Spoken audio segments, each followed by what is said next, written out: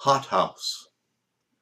Friday night at Main Street Euro-American Bistro and Bar in Princeton. At first I read Haney's latest at the bar. Think that somehow he'd like that.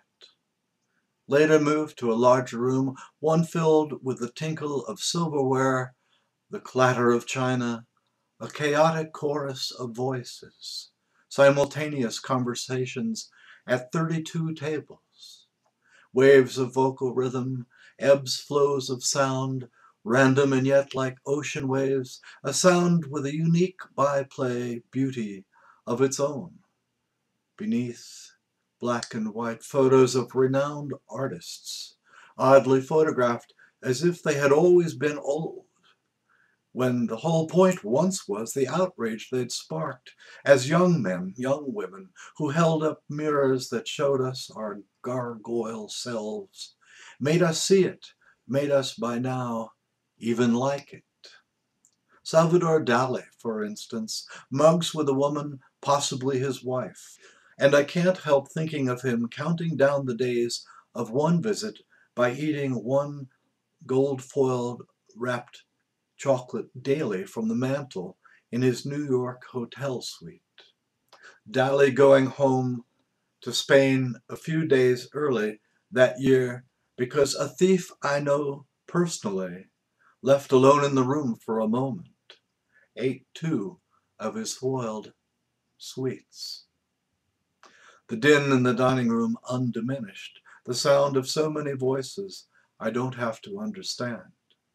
A he couple dine together at one table. She chews vigorously and speaks assertively, although in pantomime, while he gentles everything. No undergrads in this place on a Friday night. Obviously a favorite of grad students and spouses, many diamond rings sparkling, some of the blondes, though, beginning to show smoke damage. 2 men elbows on their table, smile at one another, yet wring their hands, cannot be overheard.